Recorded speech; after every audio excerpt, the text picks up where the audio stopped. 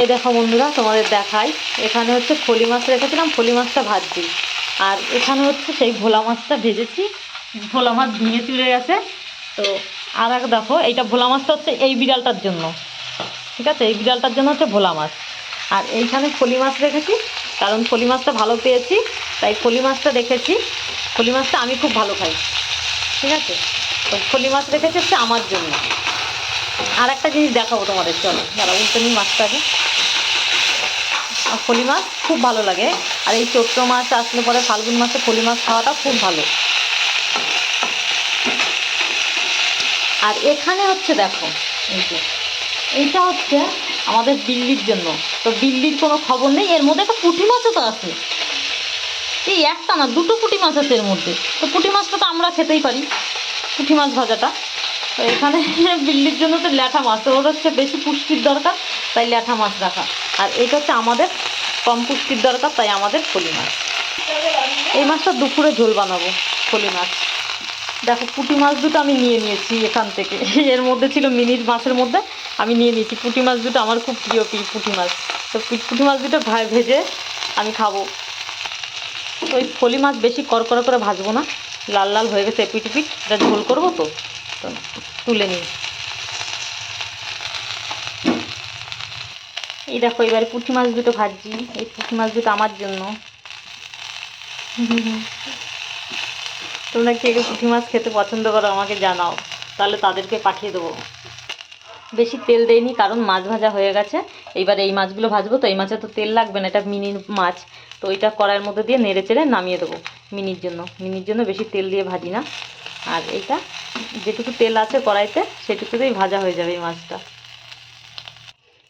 এই দেখো এই দুটো লাল লাল করে ভাজা হয়ে গেছে। বেশি পোড়া পোড়া করবো না, কারণ বেশি পোড়া পোড়া মাছ করলে না আমার ভালো লাগে না, আমার স্বাদটাই চলে যায় কেন জানি না মাছের। উঠছে না খুন্তিতে।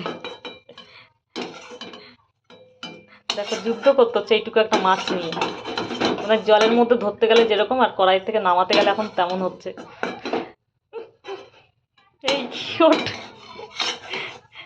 দুটোই পড়ে গেল। এক হাত দিয়ে তোলা মাছ খুব সময়। এই তো ধরেছি ধরেছি ধরেছি, এই দুটো আমার।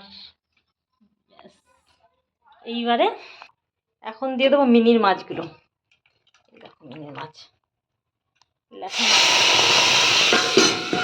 দেখে দিলাম। এ দেখো সিদ্ধ হয়ে গেছে, ঠিক আছে? নেড়েছে রে, কড়াইটা তো ধুতেই হবে, তো সেই কারণে এরকম নেড়ে চেড়ে মিনি মাছটা রেডি করে রাখবো। বেশি ভাজা হবে না ওর মাছ, মানে চাইনিজ স্টাইলে হলো ওর মাছটা, ঠিক আছে? এই যে পেট কাটা আছে, কিন্তু একদম ভেবো না যে পেট কাটা নেই, পেটও কেটে দিয়েছে আমার মা, পরিষ্কার করে কেটে দিয়েছে। তো এই যে মিনি মাছ। তো চলো এবার আমরা খাওয়া দাওয়া করি। আমাদের জীবনে হারাটাই তো বেশি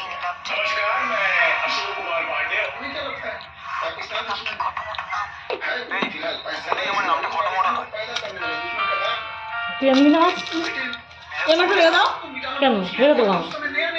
খাবি না? আমি তরকারিতে খাবো, তরকারি